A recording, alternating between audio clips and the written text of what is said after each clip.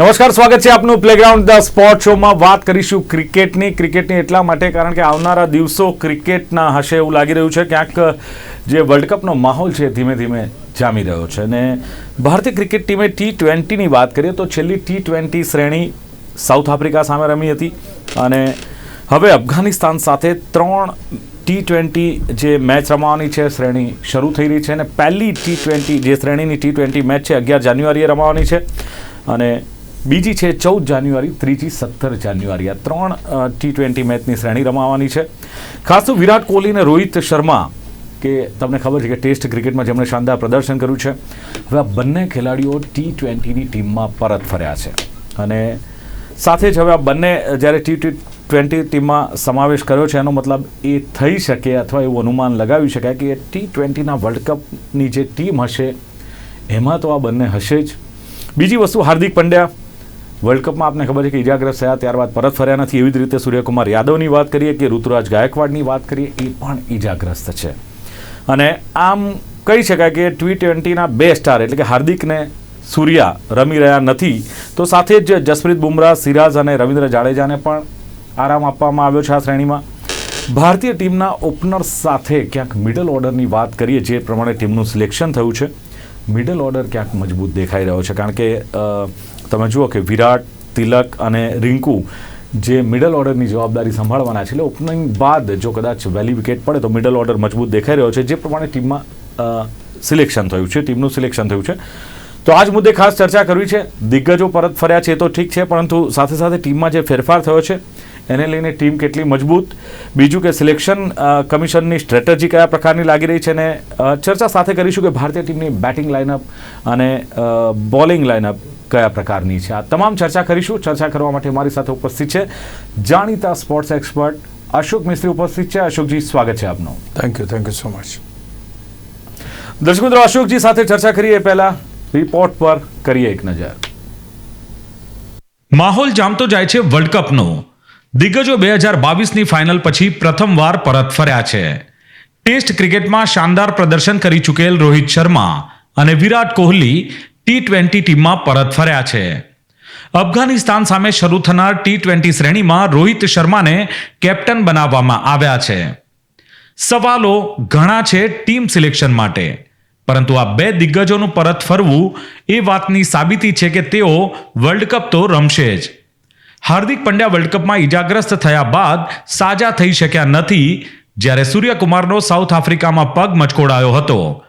ઋતુરાજ ગાયકવાડ પણ ઇજાગ્રસ્ત છે. આમ T20ના 2 સ્ટાર એટલે કે હાર્દિક ને સૂર્યા રમી રહ્યા નથી. સાઉથ આફ્રિકા સામેની ટેસ્ટ મેચમાં શાનદાર પ્રદર્શન કરી ચૂકેલ જસપ્રીત બુમરાહ, સિરાજ અને રવિન્દ્ર જાડેજાને આરામ આપવામાં આવ્યો છે. ભારતીય ટીમમાં રોહિત, ગિલ અને જયસ્વાલ એમ 3 ઓપનર્સને સમાવવામાં આવ્યા છે, જ્યારે મિડલ ઓર્ડરમાં વિરાટ, તિલક અને રિંકુ જવાબદારી સંભાળશે. સંજુ ને જીતેશ આ 2 વિકેટકીપર્સ વર્લ્ડ કપ સુધી ચાલે તેમ લાગે છે, જ્યારે KL રાહુલ, શ્રેયસ અય્યર, યજુવેન્દ્ર ચહલ, ઈશાન કિશન, ભુવનેશ્વર કુમાર વગેરે નામો પર ચોકડી વાગી ગઈ હોય તેવું લાગી રહ્યું છે. અશોકજી, ભારતીય ક્રિકેટ ટીમની વાત કરીએ તો મેં કહ્યું તેમ કે છેલ્લી T20 શ્રેણી દક્ષિણ આફ્રિકા સામે રમી હતી અને હવે અફઘાનિસ્તાન સામે જે 3 મેચની T20 શ્રેણીની શરૂઆત થવા જઈ રહી છે. શું લાગી રહ્યું છે આ શ્રેણી માટે જે ટીમ જાહેર કરવામાં આવી છે, તો આ ટીમ કેટલી મજબૂત આપને લાગી રહી છે? અને બીજું, સિલેક્શન કમિટીએ જે પ્રમાણે ટીમમાં ખેલાડીઓનું સિલેક્શન કર્યું છે, શું લાગે કયા પ્રકારની સ્ટ્રેટેજી આ સિલેક્શન કમિટી કદાચ જોઈ રહી છે? સૌથી પહેલાં દિલીપભાઈ, કારણ કે T20 વર્લ્ડ કપ પણ જૂનમાં રમવાનો છે એટલે બેક ઓફ ધ માઇન્ડ તો એ છે કે જૂનમાં રમનાર T20 વર્લ્ડ કપ જીતવા માટે કઈ રણનીતિ કામ કરવી, કયા ખેલાડીઓને ટીમમાં સમાવવા, એટલે પહેલી વસ્તુ જે બની છે રોહિત શર્મા અને વિરાટ કોહલીની વાપસી. ઘણી બધી અટકળો હતી કે વર્લ્ડ કપમાં નહીં રમે અથવા તો T20 એમણે છોડી દીધી, અને હકીકત જોવા જાવ તો 14-15 મહિના સુધી એ લોકો T20 રમ્યા નથી, because they were not part of the team. T20 રમ્યા સાઉથ આફ્રિકામાં પણ એ લોકો રમ્યા નથી, એટલે ક્યાંક ને ક્યાંક આટલા બધા મહિનાથી નહોતા રમતા. એટલે અટકળો એમ હતી કે રોહિત શર્મા અને વિરાટ કોહલી કદાચ T20 નહીં રમે, પણ એ અટકળોનો અંત આવ્યો છે કે ભાઈ ચાલો એ બંને ખેલાડીઓ. રણનીતિ સીધી છે, આ છેલ્લી શ્રેણી છે T20ની, આ છેલ્લી શ્રેણી છે, ત્યાર પછી IPL શરૂ થશે. અહીંયા આગળ BCCI નક્કી કરવા માગે છે કે ભાઈ કઈ રીતના ટીમ હોવી જોઈએ, કારણ કે અગેન જે T20 વર્લ્ડ કપ અને IPL આ બંનેમાં ફોર્મેટ T20નું જ છે, પણ એના જે ઇન્ટેન્શન્સ છે અલગ છે. અહીંયા તમે દેશ માટે રમો છો, અહીં તમે ફ્રેન્ચાઇઝી માટે રમો છો, એટલે એ પ્રકારની કેવી ટીમ બને કે જે એક સારી ટીમ તરીકે પ્રસ્થાપિત થાય. એટલે એમણે આ એક ટીમ જાહેર કરી કે જેની અંદર મોટાભાગના ખેલાડીઓને સમાવવામાં આવે કે જે પ્રોબેબલ છે. હવે એમ કહી શકાય કે હા, આ ખેલાડીઓ જે છે એ પ્રોબેબલ છે ને એ લાંબુ રમશે, પણ દેર આર પ્લેન્ટી ઓફ પ્લેયર્સ કે જેમને કન્સિડર કરવામાં નથી આવ્યા. એવા પણ ઘણા ખેલાડી છે, શ્રેયસ આયર છે, ચહલ છે, આ બધા ખેલાડીઓને ટીમમાં નથી એ કરવામાં, અને અમુક ખેલાડીઓને રેસ્ટ અપ આવ્યો છે. એટલે જે નવોદિતોને અહીંયા તક મળી છે એ નવોદિતો પણ વર્લ્ડ કપની ટીમનો ભાગ હશે કે નહીં એ તો હજુ જોવું રહ્યું, કારણ કે આ જે ખેલાડીઓ અત્યારે બહાર છે, ધારો કે હાર્દિક પંડ્યા પાછો ફરે છે, સૂર્યકુમાર યાદવ પાછો ફરે છે, ઋતુરાજ ગાયકવાડ પાછો ફરે છે, અથવા તો જસપ્રીત બુમરાહ પાછો ફરે છે, તો પછી આ જે ખેલાડીઓ છે એ ક્યાં સુધી સસ્ટેન થશે.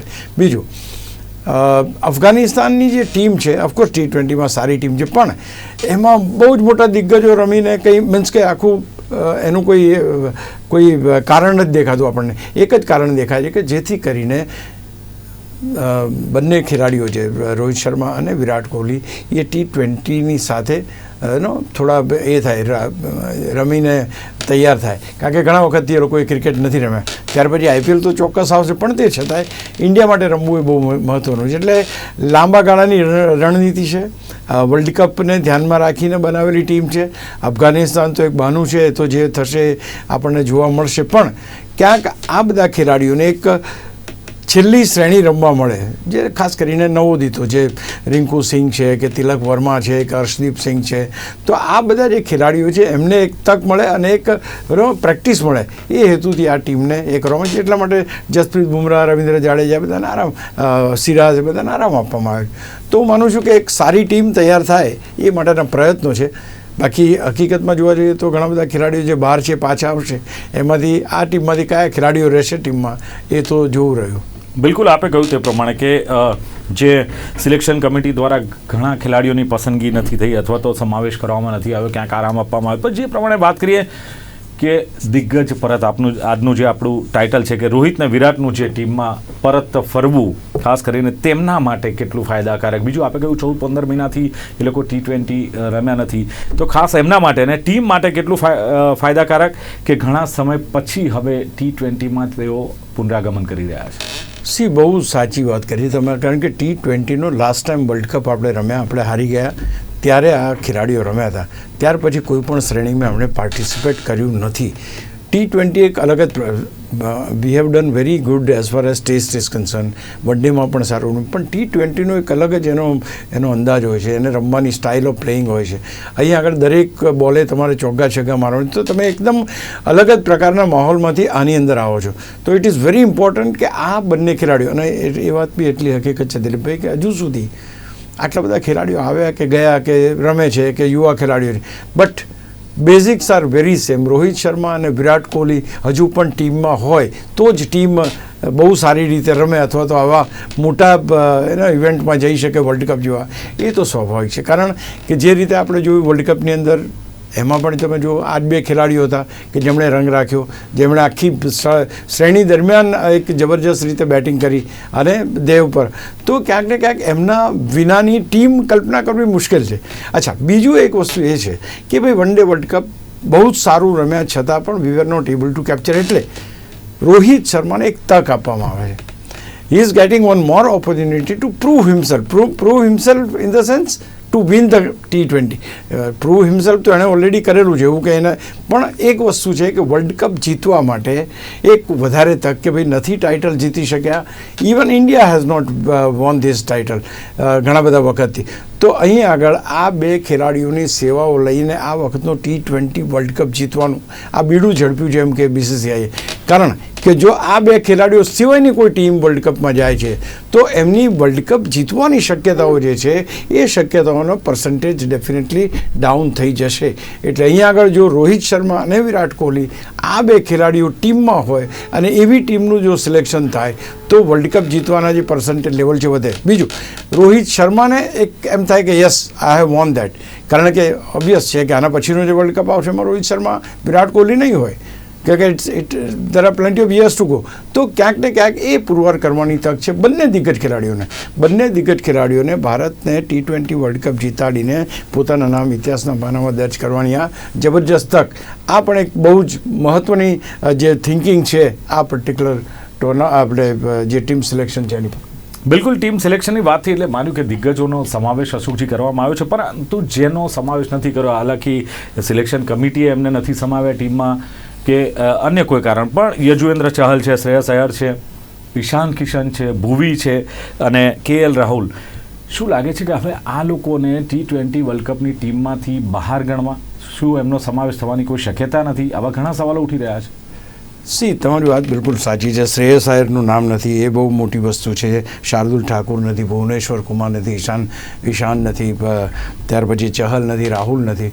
તો આ બધા દિગ્ગજોને બહાર રાખવા પાછળના કોઈ કારણો સ્પષ્ટ થતા નથી. પણ એક વાત ચોક્કસ છે કે હવે ભારત આગળ જોવા માગે છે, means they wanted to go ahead.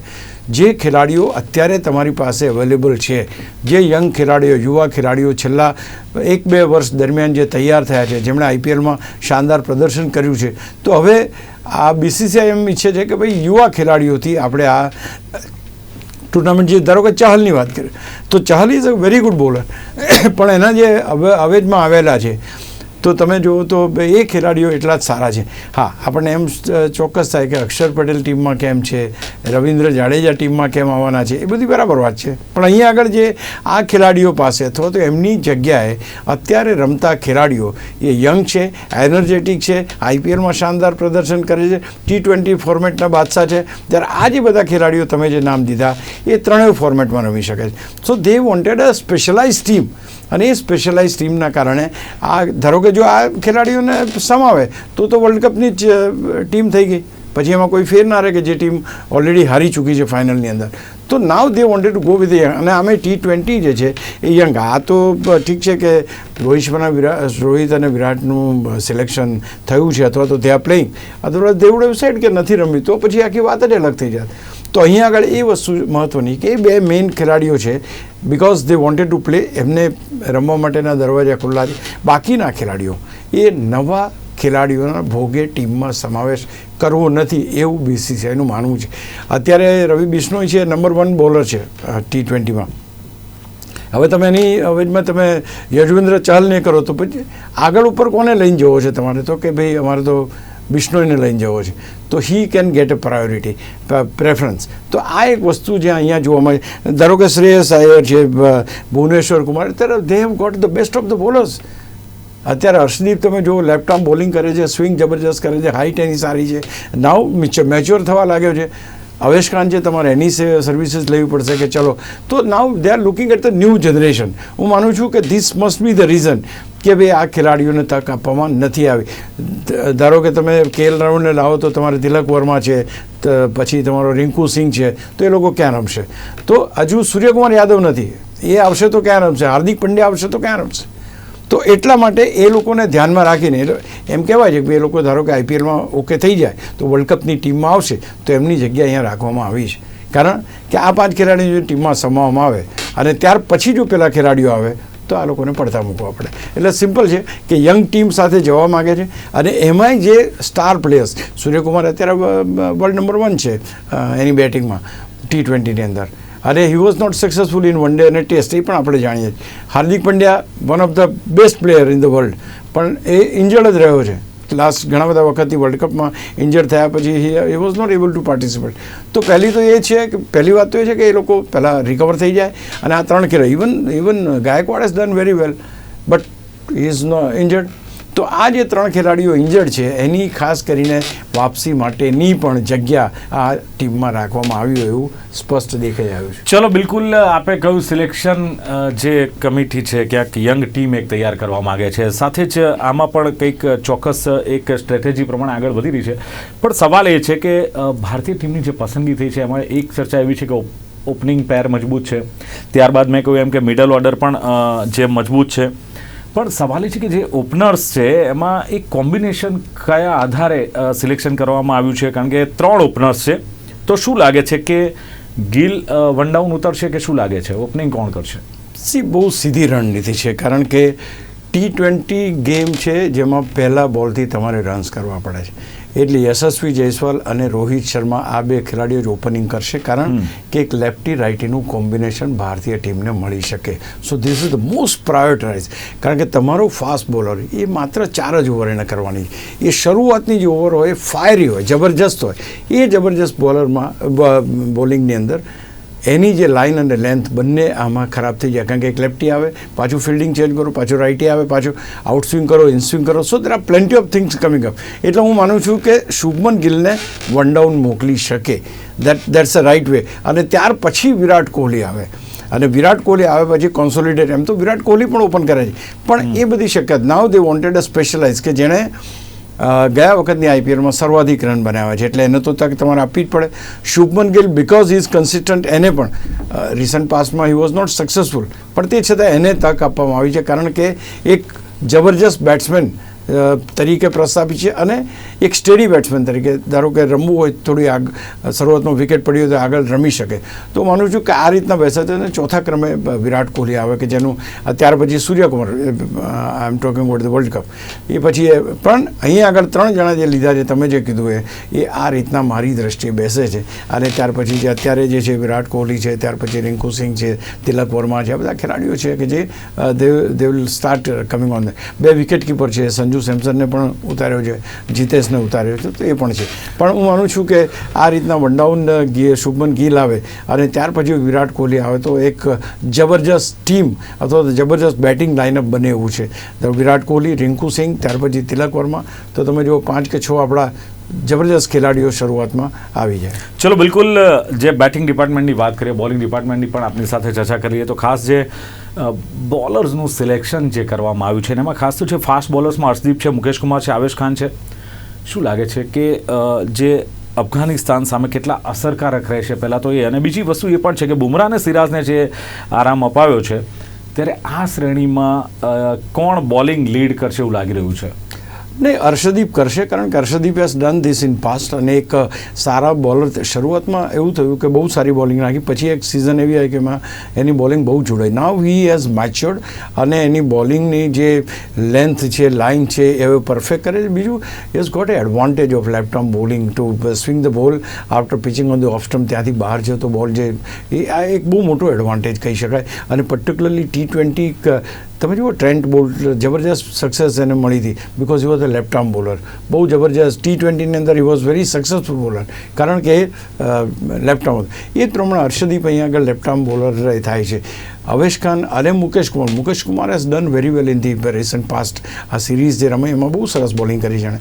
તો એક Avesh Khan he is in, પણ એવું માનું છું કે પેલા 2 ખેલાડીઓ જ્યારે આવશે તો એની ટીમમાં જગ્યા બનવી મુશ્કેલ બનશે. ખેર સિલેક્શન તો થશે જ એનું, એવું કોઈ મને નથી લાગતું, કારણ કે તે વખતે જે આપણે ટીમ બનાવીશું એમાં પ્રોબેબલ્સ તો બધા આવશે, પણ મુખ્ય ટીમ જે જ્યારે બનશે તો જસપ્રીત બુમરાહ અને સિરાજ આવે, ત્યાર પછી ત્રીજા બોલર તરીકે હું માનું છું કે અવેશ ખાન આવશે. અને અહીંયા what you say is very correct. Leading જે છે, પહેલી બોલ નાખશે, નવો બોલ નાખશે, હું માનું છું કે હર્ષદીપને આપશે, અને ત્યાર પછી ધેન અવેશ ખાન, અને ત્યાર પછી મુકેશ કુમાર, કારણ કે હવે જે રિસન્ટ પાસ્ટમાં જેણે બોલિંગ કરી ટેસ્ટ મેચમાં, યસ ડન વેરી વેલ. એટલે ક્યાંક હવે એને એક પ્રાયોરિટી બોલર તરીકે રાખશે, એટલે કે ત્રીજા ક્રમે પહેલી 2 ઓવર 4 ઓવર આ બંને ખેલાડીઓ નાખે ત્યાર પછી એમને લાવવામાં આવે એવી શક્યતા મને લાગે છે. એ તો આમાં આ લોકો આ જ રહેશે. સ્પિન ડિપાર્ટમેન્ટની બી આની સાથે વાત કરી લઈએ તો સ્પિન ડિપાર્ટમેન્ટમાં જુઓ તમે તો અક્ષર પટેલ છે, ત્યાર પછી તમારી પાસે વોશિંગ્ટન સુંદર છે, તો આ 2 ખેલાડીઓ છે. ત્યારબાદ તમારી પાસે રવિ બિશ્નોઈ અને કુલદીપ. હવે આટલા બધા બોલર્સ છે, આમાં પણ કોની એ લાગશે, જાડેજા બહાર બેઠા છે, જાડેજા આવશે એટલે અક્ષર પટેલ નહીં રમે, એ તો સ્વાભાવિક છે જ્યારે આવશે ત્યારે. અત્યારે અક્ષર પટેલનું સ્થાન બંને બાજુ છે, એનો અર્થ એ થયો કે બોલિંગ અને બેટિંગ બંને કરી શકે છે. એ જ પણ વોશિંગ્ટન સુંદર તો સ્પિન બોલિંગ અને બેટિંગ બંને કરી શકે છે. એ because he is a off spinner, તો એને કદાચ વધારે તક મળે તો કદાચ આને અક્ષરને તક ના પણ મળી શકે. Ravi Bishnoi is sure to play અને કુલદીપ યાદવનો પણ એ સારો છે, એટલે જો પસંદગીની વાત આવશે તો એ અક્ષર અને વોશિંગ્ટન સુંદરમાં કદાચ આવે એવું લાગી રહ્યું છે. એટલે આ રીતે બોલિંગ કોમ્બિનેશન બને છે બહુ સારું. પણ જે આપણે વાત કરી કે ચહલને નથી લીધો, હવે એમ લાગે છે કે ચહલનો યુગ જે છે એ યુગ ધીમે ધીમે મીન્સ કે મોટી ટુર્નામેન્ટ માટે કદાચ he may not be there in the team. હવે રવિ બિશ્નોઈ એનું સ્થાન લેવો, કારણ કે he is number 1 at the current T20 માં એ ઇઝ લીડિંગ ધી ટેબલ તો એ કદાચ એનો ચાન્સ વધારે બને છે. ચલો, બિલકુલ દિગ્ગજો પરત ફર્યા છે. રોહિત શર્મા, વિરાટ કોહલી T20માં એક મજબૂત ટીમ દેખાઈ રહી છે. ત્યારે સૌથી મહત્વનો સવાલ એ છે કે T20ના જે ખતરનાક ખેલાડીઓ કહેવાય, આ સિવાય પણ હાર્દિક છે, સૂર્યાજ ઉપરાંત ગાયકવાડ છે, ઈજાગ્રસ્ત છે. શું લાગે છે કે એમનું ભવિષ્ય શું? અને સવાલ એ છે કે IPLમાં પરત ફરશે કે કેમ? એક વાત તો ચોક્કસ છે, આની પહેલાં પણ ઘણા બધા કયાસ લગાવવામાં આવ્યા હતા કે આ શ્રેણીમાં આવશે, આ શ્રેણીમાં આવશે, આ શ્રેણીમાં આવશે, પણ ઇટ હેઝ નોટ હેપન. હવે IPL ઉપર વાત જઈએ ને, IPL is a big tournament, એની જે સ્પાન છે એનો બહુ મોટો છે અને મેચો પણ એટલી બધી રમવાની હોય છે. એટલે આઈ એમ વેરી શ્યોર કે એમાં એ લોકો પાછા આવી જાય, કારણ કે જો ત્યાર પછી તમે સીધા વર્લ્ડ કપને ફેસ કરતા હોય તો ઇટ ઇઝ વેરી એસેન્શિયલ કે આ બંને ખેલાડીઓ કે જે જાન છે T20 ને એમ કહે તો ચાલે, because Suryakumar Yadav world number 1 batter છે અત્યારે T20ની અંદર, હાર્દિક પંડ્યા નંબર 1 ઓલરાઉન્ડર છે T20માં. તમે જુઓ તો એની પાસેથી ઘણી બધી અપેક્ષાઓ છે, ઇવન આ વર્લ્ડ કપમાં એ હતી જ, આપણે જાણીએ છીએ. તો હું માનું છું કે આ બંને ખેલાડીઓ we are waiting for them to come back. એ IPLમાં પાછા આવી જાય બહુ જ સારું છે, જેથી કરીને 14-15 મેચો રમવાનો એમને એક અનુભવ મળી જાય, અથવા તો એ લયમાં આવી જાય અને then they can continue in world cup. એટલે ઋતુરાજ ગાયકવાડનું કદાચ ટોપની અંદર જે સ્થાન છે એમાં તકલીફ પડી શકે, પણ આ 2 ખેલાડીઓ તો સૂર્યકુમાર યાદવ અને હાર્દિક પંડ્યા આ બંને માટે તો ફિક્સ રેટ સીટ એમની છે ત્યાં આગળ. ચલો, બિલકુલ દિગ્ગજ પરત ને એમાં અશોકજી કહ્યું તે પ્રમાણે ખાસ તો જે વિરાટ કોહલી અને રોહિત શર્મા, જે એમણે કહ્યું કે 14 થી 15 મહિના સુધી હજુ T20 રમ્યા નથી, ક્યાંક નહીં રમે આવી વાતો હતી, વર્લ્ડ કપમાં નહીં રમે આવી પણ ચર્ચા હતી. પરંતુ કદાચ એ વાતનો ક્યાંક અશોકજીનું કહેવું છે કે છેદ ઉડી ગયો છે. અને બીજી એક વસ્તુ કે સિલેક્શન કમિટી દ્વારા ઘણા ખેલાડીઓનો સમાવેશ કરવામાં નથી આવ્યો, અથવા જે પસંદગી નથી થઈ, અમુકને આરામ પણ અપાયો છે. પણ એક સારી ટીમ, મજબૂત ટીમ બને એવા પ્રયત્નો સિલેક્શન કમિટી દ્વારા કરવામાં આવ્યું છે. અને અશોકજીએ કહ્યું તેમ કે યુવા ટીમ તૈયાર કરવાનો એક હેતુ T20 વર્લ્ડ કપ પહેલાંનો ક્યાંક સિલેક્શન કમિટીનો લાગી રહ્યો છે. એકંદરે બેટિંગ લાઇનઅપ મજબૂત છે અને બોલિંગ ડિપાર્ટમેન્ટ પણ મજબૂત છે. જોવાનું રહેશે આ શ્રેણી કેટલી રસપ્રદ રહેશે. ચર્ચાનું સમાપન કરીએ છીએ અને ચર્ચામાં ભાગ લેવા બદલ અશોકજી ઉપસ્થિત રહ્યા, ખૂબ ખૂબ આભાર. Thank you very much. Thank you so much.